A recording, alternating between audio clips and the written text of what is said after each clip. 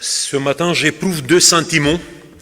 C'est d'abord un sentiment de gratitude et après c'est un sentiment de joie. C'est pour deux raisons.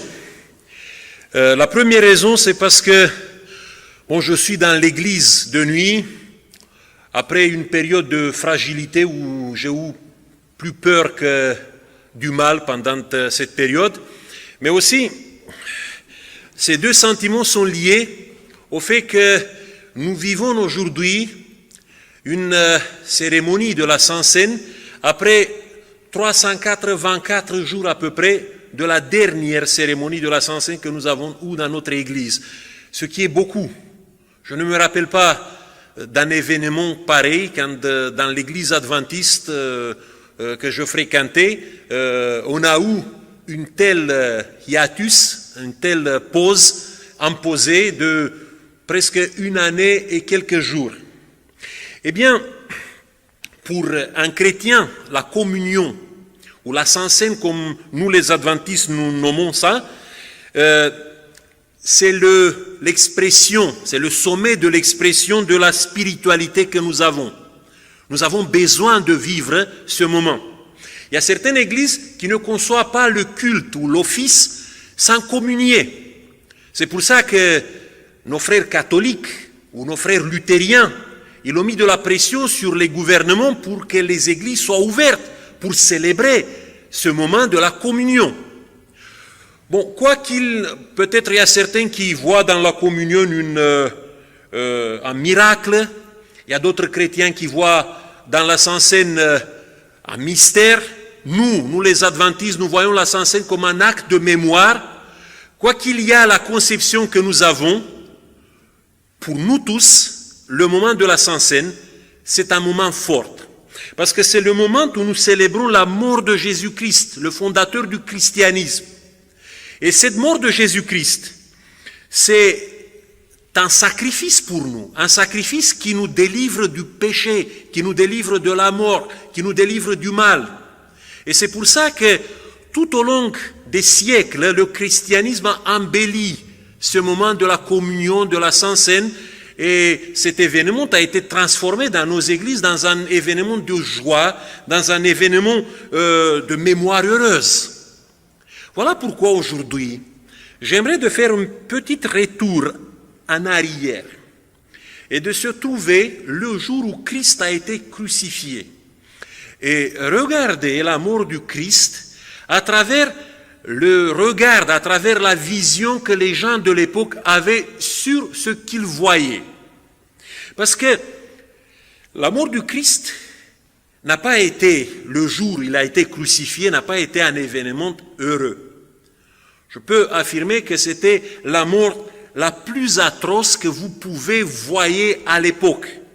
C'est la mort qui était comme une condamnation, comme un malfaiteur, et la croix, c'était l'objet de la torture. On ne pouvait pas regarder cet événement avec la joie dans le cœur. C'est après la résurrection que la joie a commencé à s'installer dans les cœurs des disciples. Mais ce jour-là, quand ils ont vu leur maître souffrir sur la croix, c'était peut-être la plus grande tragédie qu'ils ont subie, qu'ils ont vécue dans leur existence. Je ferai juste une petite incursion dans l'histoire de ce supplice par la croix pour comprendre la souffrance et l'atrocité de la mort de Jésus-Christ. Après les historiens, la mort par la croix a été inventée par les Perses.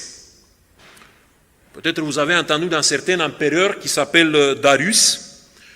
Et il a été confronté, tout au début de son règne, il a été confronté avec une révolte à Babylone. Les Babyloniens se sont révoltés contre la domination des Perses. Et pour donner exemple et pour les punir d'une manière exemplaire afin qu'ils ne se révoltent jamais, Darius, il a inventé une torture nouvelle. Il y avait la torture des Assyriens qui était l'empalement. C'est dans une pique que les gens étaient empalés, ils mouraient dans des souffrances terribles. Mais Darius, apparemment, il a inventé un supplice encore plus terrible.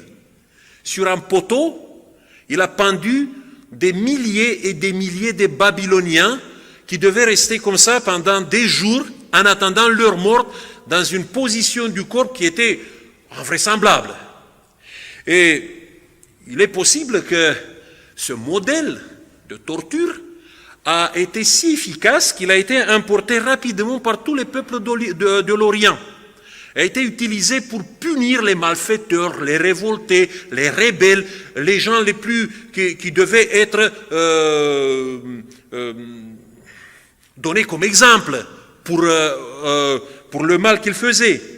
Et un peu plus tard, quand Alexandre le Grand, il a assiégé la cité de Tyr, qui a résisté pendant des années contre le siège du grand Alexandre, eh bien à la fin, quand la cité a été conquise, Alexandre le Grand a voulu se venger ou donner comme exemple pour tous les peuples de l'Orient qu'ils ne doivent pas se rebeller contre lui. Il a crucifié, l'histoire dit, 2000 Tyriens. Antioche Épiphane aussi, il a utilisé ça. Et les Phéniciens, ils ont pris ce modèle de la crucifixion et ils l'ont exporté dans le monde entier. Vous connaissez, il y avait une ville qui s'appelle Carthage en Afrique du Nord, qui était une colonie phénicienne.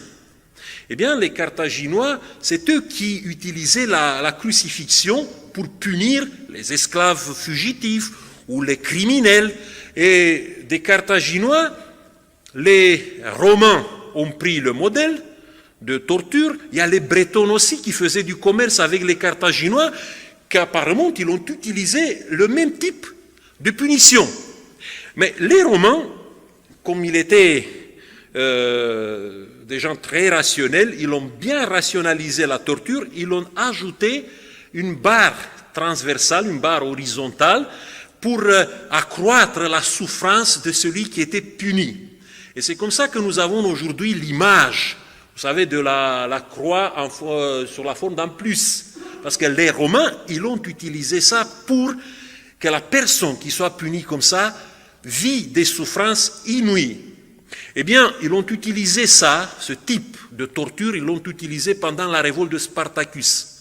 À la fin, 6000 esclaves qui se sont révoltés ont été crucifiés sur une route célèbre qui allait du sud de l'Italie jusqu'à Rome, qui s'appelle Via Appia, et là, les esclaves ont souffert pendant des jours, pendant que les gens, les passeurs, le regardaient passer devant tous ces esclaves qui souffraient de faim, de soif, mais qui avaient vraiment des douleurs dans leur corps que nous ne pouvons pas nous imaginer. Eh bien, à cause de ça, Cicéron, qui a vu ça, qui a été témoin oculaire de la souffrance des esclaves crucifiés, il a écrit, il nous a laissé ces paroles: le supplice le plus cruel et le plus infamant, c'était la crucifixion. Et entre les gens bien élevés, on n'ose pas prononcer le mot croix, parce que c'était inimaginable comme punition, comme souffrance et comme torture. Les médecins nous disent que les personnes qui sont crucifiées sentent des douleurs animalesques. Il y a les douleurs irradiantes provoquées par les clous. Les muscles sont contractés en permanence et la sensation de soif et d'étouffement est permanente. Et le rythme du cœur, il est très accéléré. Tu as l'impression que tu vas mourir dans la seconde suivante, mais tu ne meurs pas. Et ça peut passer 2-3 jours que tu es dans cette position où tu veux mourir, mais tu es incapable de faire quelque chose pour hâter le moment de ta mort. Eh bien, si nous arrivons chez les Juifs, il faut savoir que les Juifs avaient la mémoire fracassée par la crucifixion. Dans l'histoire récente des Juifs du 1er siècle, il y avait la mémoire d'un roi de la dynastie des Hasmonéens. Vous savez, les héritiers des Maccabées. Et il y avait un roi qui a été un peu fou. Heureusement, il a régné à peu près une année, qui s'appelait Alexandre Janet. Et cet Alexandre Janet, il a tué sa maman quand il est arrivé au pouvoir. Il a tué sa maman en l'emprisonnant, en l'affamant dans la prison. Il a tué aussi tous ses frères pour que personne ne vienne pas pour demander un jour la succession. Et parce que c'était un tyran, les gens se sont révoltés. Et surtout les pharisiens. Et il a arrêté 800 pharisiens. Il les a crucifiés dans la place de la ville. Et devant les gens qui souffraient sur la croix à ce moment-là, il a fait venir toute leur famille, les femmes et les enfants. Et devant les gens qui étaient pendus sur la croix, il a tué les femmes et les enfants devant les parents, les pères qui étaient là. Et pendant ce temps-là, Alexandre Janet, il était en train de dîner avec ses proches, en regardant le supplice de tous ces pharisiens. C'est parce que la mémoire juive a été fracassée par ça. Hérode le Grand, qui n'a pas été un enfant du cœur, qui était un grand tyran de l'Antiquité, eh bien Hérode le Grand, pour faire plaisir aux Juifs, il a interdit le supplice par crucifixion. Mais à l'époque de Jésus, les dirigeants à Jérusalem étaient les Romains. Et les Romains, quand ils sont venus après une année de l'installation de leur pouvoir, dans l'année 7 après Jésus-Christ, un procurateur, un préfet romain qui s'appelait Varus, il a crucifié 2000 Juifs révoltés de Galilée. Donc, les gens étaient déjà terriblement affectés par cet événement de la crucifixion. Dans ces conditions, il faut situer la mort de Jésus sur la croix. C'est pour ça que c'était la mort la plus infâme, la plus atroce qu'on pouvait imaginer au premier siècle. Voilà pourquoi l'apôtre Paul dit dans le verset 23 de l'épître, première épître aux Corinthiens chapitre 1, il dit que c'est un scandale pour les Juifs la mort sur la croix et c'est une folie pour les Grecs. Maintenant, imaginez-vous un peu le problème des premiers chrétiens. Ils prêchent l'évangile. Mais l'évangile que les chrétiens prêchent parle de la mort de Jésus. Mais pas de la mort de Jésus comme un héros, comme un martyr. Non, la mort de Jésus comme un malfaiteur sur la croix. Comment tu peux t'imposer dans un monde où les gens ont toutes ces conceptions par rapport à la croix? Je peux vous dire, c'était un suicide de point de vue rationnel, c'était un suicide missionnaire. Heureusement, les choses sont passées comme ça, parce que le texte nous dit que la sagesse de Dieu est plus grande que la sagesse des humains. Et ce qui peut paraître la folie de Dieu est en fait une grande sagesse de la part de Dieu. Voilà pourquoi Dieu réussit à travers la mort de Jésus par la croix et après par la résurrection de renverser la vapeur. Et on peut dire que cette mort de Jésus sur la croix est encore un des événements, peut-être le plus grand événement majeur, qui montre que la puissance de Dieu peut transformer un événement traumatisant dans un événement heureux. Mais je veux encore revenir sur la mémoire douloureuse que les disciples ont gardée pendant quelques jours après la crucifixion de Jésus. Si vous allez dans les évangiles et vous feuilletez un petit peu les pages de la Bible, vous verrez quelques détails très intéressants. Le jour de la résurrection, quand les femmes sont venues, et surtout Marie-Madeleine, elle est venue avec la bonne nouvelle que Jésus est ressuscité et qu'elle a rencontré Jésus, regardez comment ils ont reçu cette nouvelle. Luc chapitre 24, le verset 11. Aux yeux de ceux-ci, des disciples, ces paroles semblèrent un délire et ils ne croyaient pas ces femmes. Il était si traumatisé par la mort de Jésus qu'il ne pouvait pas concevoir la résurrection. Après, Pierre et Jean, ils vont regarder le tombeau et quand il arrive là-bas, ils voient que le tombeau est vide. Ils voient qu'il y a quand même les tissus qui sont répandus qui sont dans le tombeau. Et Pierre, il a vu ça et il dit, il s'est étonné quand il a vu ça, mais il n'a pas cru. L'étonnement n'est pas la foi. Bon, le soir, les disciples sont tous réunis. Déjà la nouvelle de la résurrection du Christ s'est répandue. Mais personne ne croit. Et parce qu'ils sont rassemblés dans peut-être la chambre haute à Jérusalem. Et là, dans la chambre haute, dans Jean chapitre 20, le verset 19, nous dit que la maison a été verrouillée parce qu'il avait peur. S'il croyait vraiment dans la résurrection du Christ, normalement, il n'avait pas peur.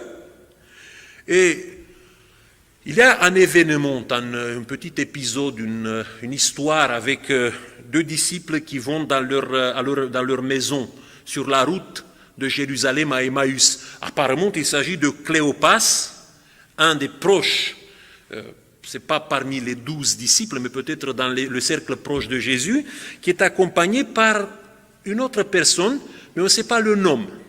Mais si vous regardez dans les évangiles, Cléopas, il avait une femme qui s'appelait Myriam ou Marie. Et il est possible que ce Cléopas qui va chez lui à Emmaüs, il est accompagné par sa femme, parce que les femmes étaient aussi des disciples de Jésus.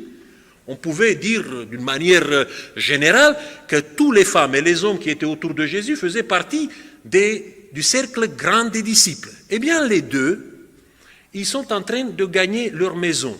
Et sur la route, il y a quelqu'un qui vient, qui parle avec eux, c'est Jésus, ils ne savent pas ça. Et pendant cette route, ils parlent de leur désespoir. Ils sont incapables de voir dans le visage de cette étrangère qui les accompagne, ils sont incapables de concevoir que c'est Jésus qui est ressuscité. Mais il y a un moment où tout bascule, où la mémoire douloureuse, la mémoire fracassée, le traumatisme terrible se transforme dans une mémoire d'espoir, où le désespoir est totalement renversé. Regardez ce qu'il dit dans Luc chapitre 24, les versets 30, 31 et 35. Quand il se fut mis à la table avec eux, Jésus, il prit le pain, prononça la bénédiction, le rompit et leur donna. Alors leurs yeux furent ouverts et ils le reconnurent. Puis il leur devint invisible. Et le verset 35, et eux racontèrent ce qui s'était passé sur la route et comment il l'avait reconnu quand à la fraction du pain. Ce n'est pas la Sainte-Seine ici. C'est peut-être une fraction du pain habituel, avec une bénédiction qui était prononcée par celui qui était le maître de la table. Ce n'est pas ça. Mais permettez-moi, parce que nous sommes à la table du Seigneur, et c'est peut-être le moment où Jésus nous assure que c'est lui qui rompt le pain. Permettez-moi de voir, dans ce moment de la Sainte-Seine, le moment où notre vie peut basculer, du désespoir à l'espoir. On n'est pas ici seulement pour célébrer la mort de quelqu'un, la mort de notre héros. On est ici peut-être venu avec nos peines, avec nos mémoires qui sont parfois bafouillées, qui sont parfois troublées par ce qui nous s'est passé récemment dans nos vies. Eh bien, dans un moment comme ça, regardez le pain et le vin qui est devant vous et rappelez-vous que nous avons un Dieu qui peut transformer la mort la plus atroce dans le souvenir le plus béni. Et ça, vous trouvez dans la Bible souvent dans ce que Dieu fait. Je vous donne quelques exemples. Vous connaissez l'histoire de, par exemple, l'histoire de Joseph. Donc, quand vous regardez dans Genèse chapitre 50, à la mort de Jacob, les frères de Joseph viennent et disent à leurs frères, écoute, maintenant, on a peur que tu vas te venger contre nous. Et Joseph lui dit, non, écoutez, j'ai bien compris comment Dieu agit dans ma vie. Vous avez voulu me faire du mal. J'ai souffert comme personne d'autre.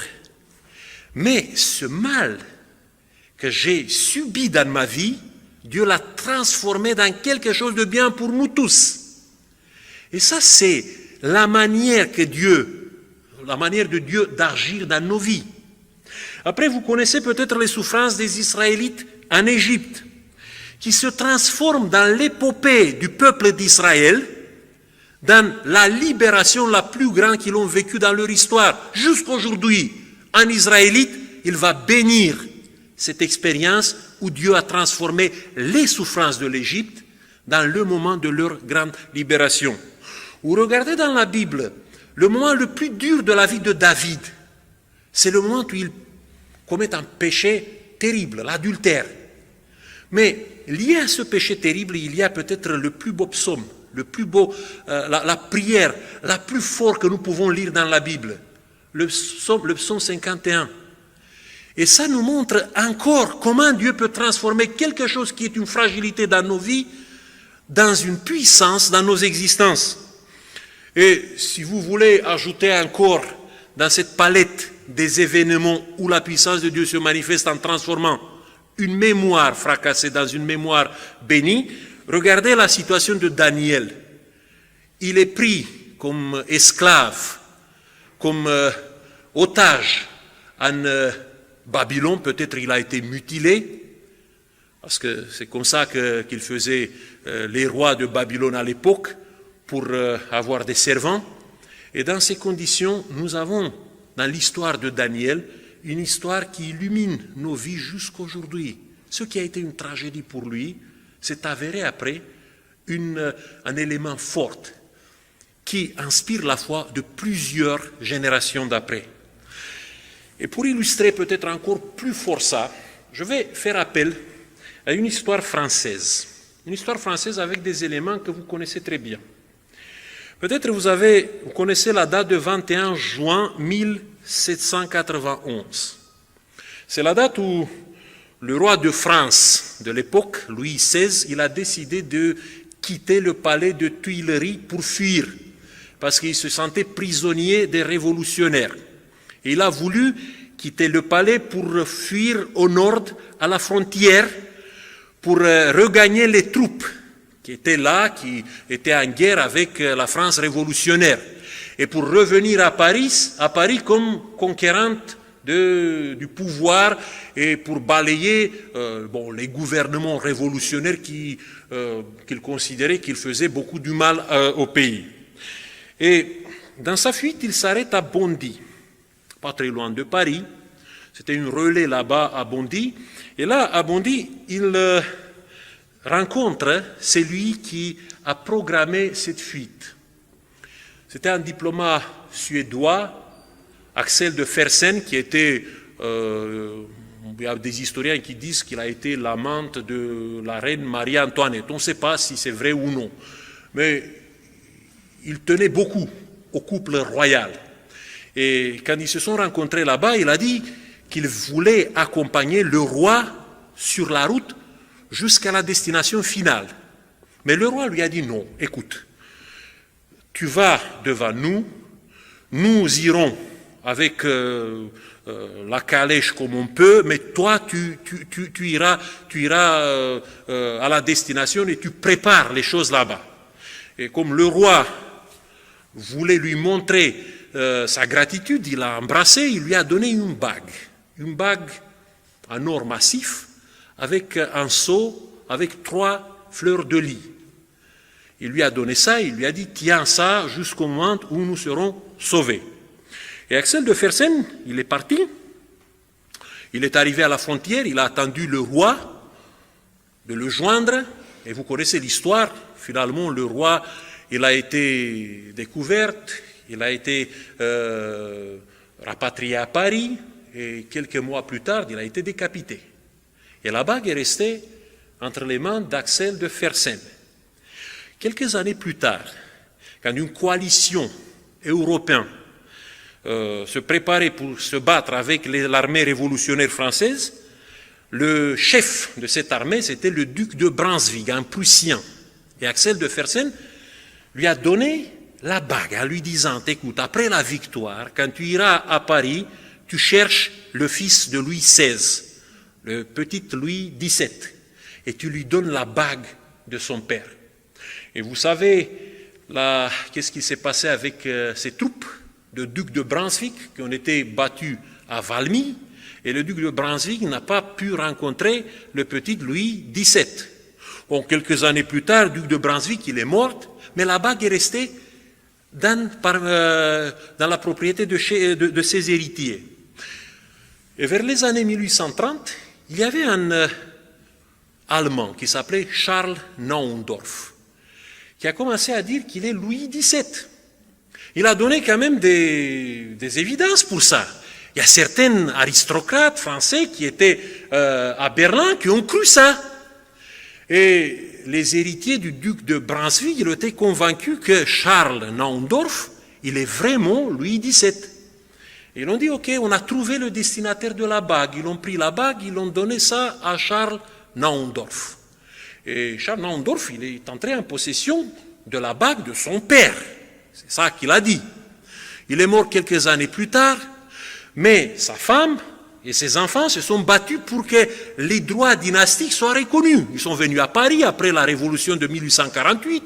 Ils ont intenté un procès et ils ont demandé à un ténor du barreau français qui s'appelle Jules Favre de les représenter. Et comme ils n'avaient pas de l'argent pour le payer, ils ont donné la bague de Fersen, la bague de Louis XVI à Jules Favre.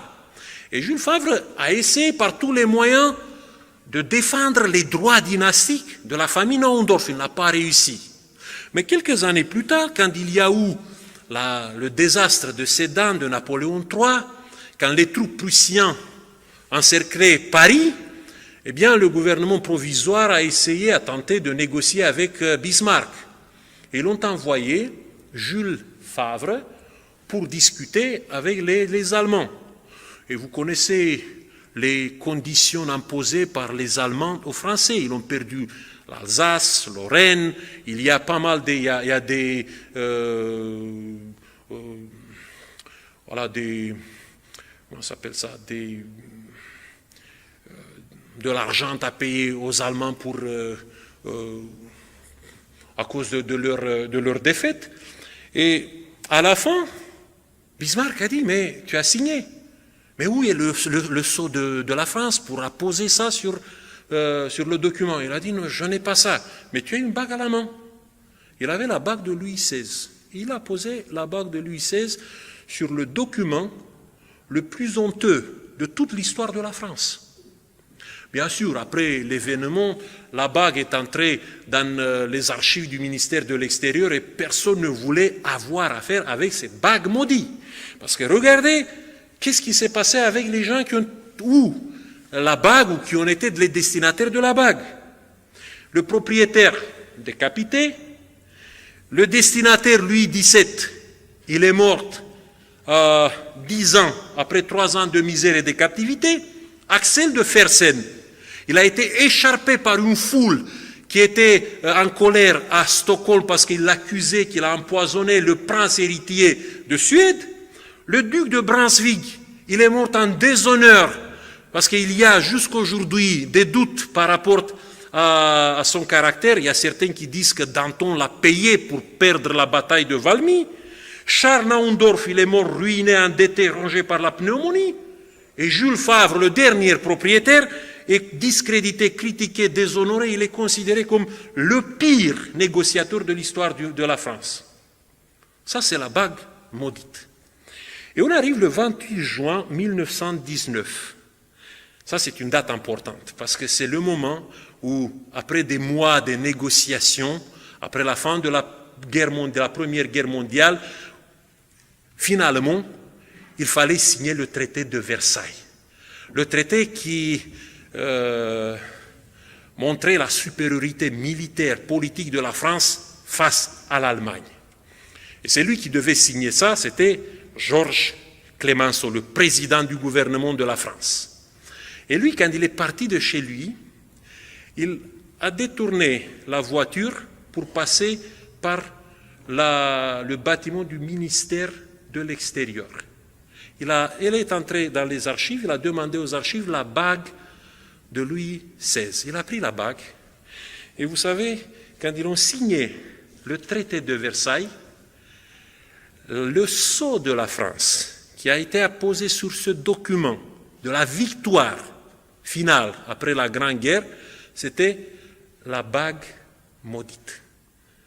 Et comme ça, ce qui a été longtemps considéré comme une malédiction pour l'histoire est devenu le symbole de la victoire, de la plus grande victoire qui a été obtenue par la France dans les conflits.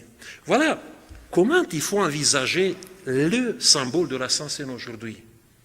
On célèbre aujourd'hui l'espérance que nos tragédies, que nos échecs seront un jour renversés et transformés dans des grands triomphes. Et le fait que nous avons le pain et le vin devant nous, le fait que nous croyons que c'est lui qui rompt le pain et le vin pour nous partager, c'est Jésus lui-même, ce fait-là doit renforcer en nous cette espérance, cette conviction que les plus grands malheurs qui nous arrivent seront transformés dans les plus grandes bénédictions. Rappelez-vous de toutes ces petites histoires que je vous ai données de la Bible et de l'histoire pour